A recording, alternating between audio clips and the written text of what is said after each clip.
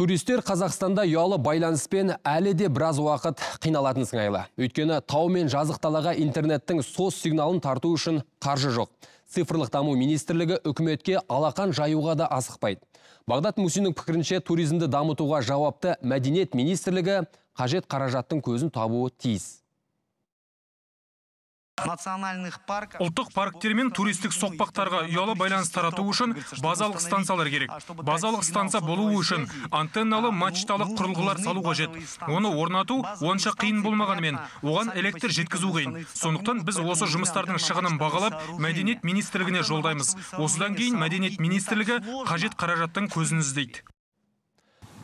Қазақстандағы туристік орындарға ұялы байланыс жеткізу мәселесі шарын шатқалындағы Түркістандағы оқыс оқиғалардан кейін өзектілігін күшейтті. Мәселен, 29 мамырда жүрген шарындағы селдің куәгерлері байланыстың жоқтығынан уақытылы құтқарушыларға хабарласа алмапты.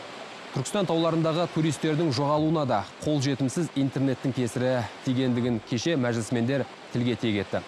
Айтып өтейік, елімізде туристік орындарға сигнал тартылмағаны былай тұрсын, 1200 ауыл интернеттің игілігін көре алмай отыр.